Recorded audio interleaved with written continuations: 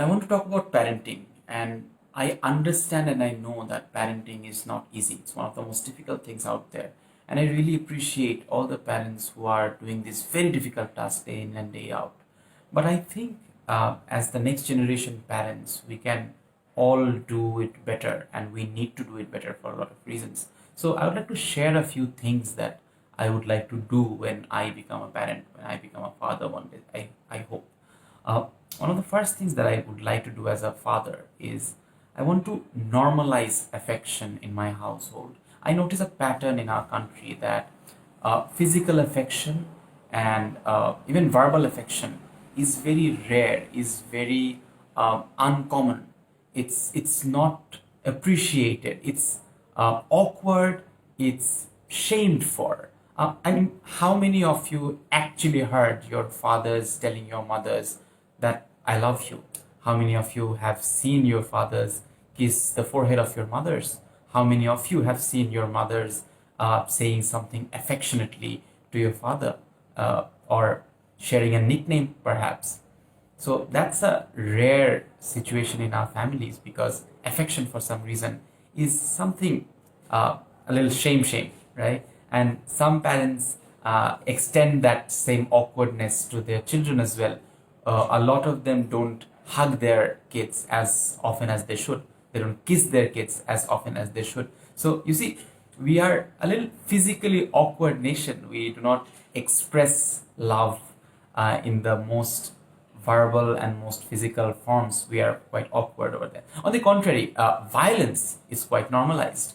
A couple, a parenting couple, would argue and fight in front of their kids, but won't show physical affection in front of their kids. It's very weird. Like, I telling my wife that I love you, that's awkward, that's bad, that's something that I should not do in front of my kids. But however, we can argue like really horrible people, we can argue real ugly, and that's normalized. So that's something that I'd like to change. I would like to normalize affection.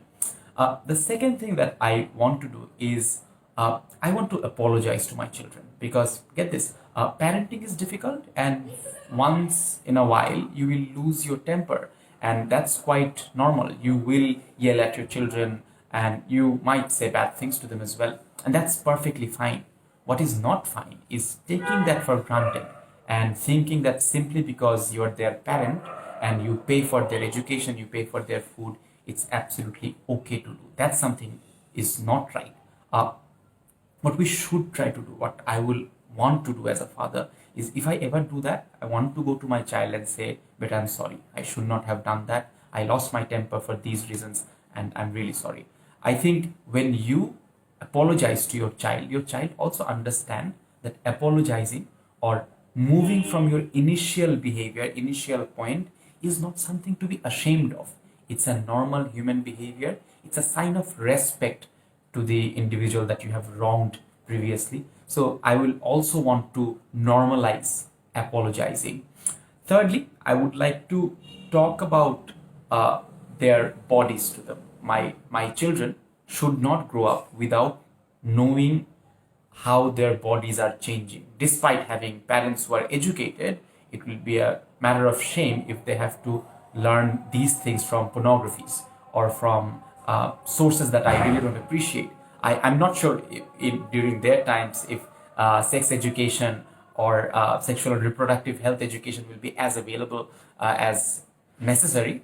So I would want to have really close conversations with my children. And the biggest trouble that we do is we don't have these conversations with our daughters. We think I'm the father and she's a daughter, and it's the mother's job. See, I don't think that's a very right way to go about it, because you're still the father, and you can't avoid that responsibility of yours simply because you are a guy. It's as much your responsibility as your wife. So I think that's also another thing that I would like to do as a father. The fourth thing that I would like to do as a parent is to teach my children how to make decisions.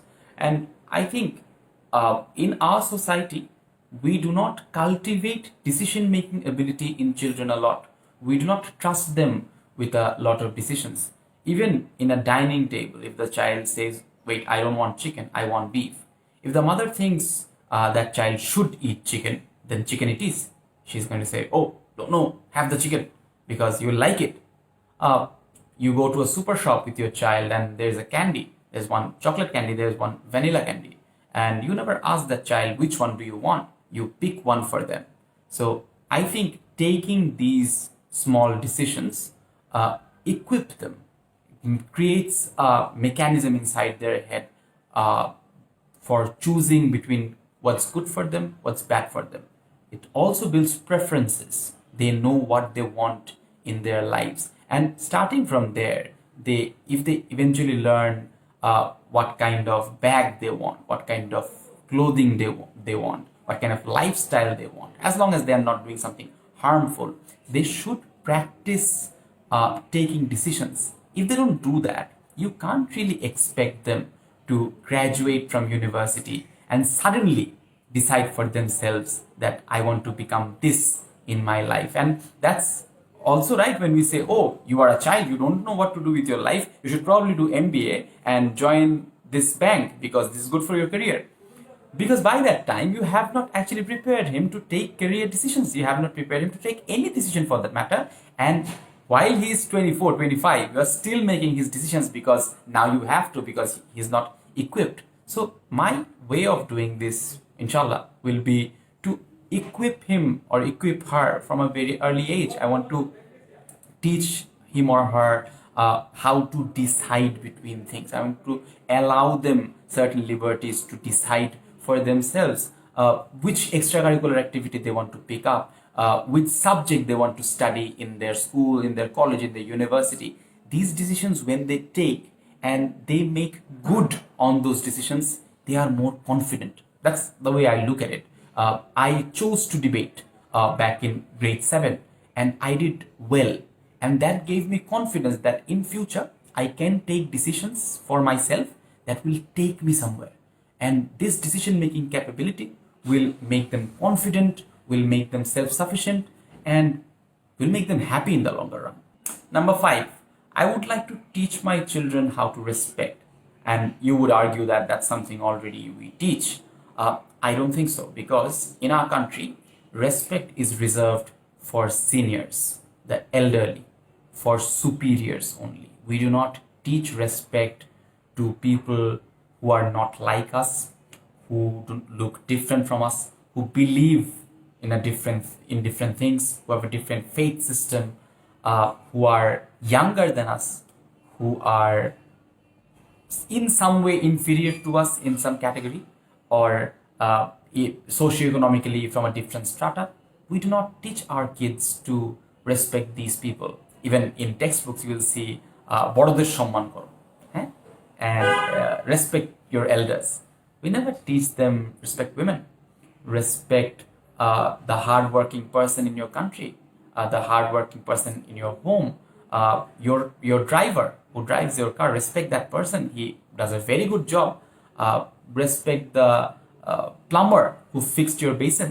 So we don't teach these things. This is very important to teach, that these individuals who are, regardless of their socioeconomic background, regardless of their age, deserve respect from you.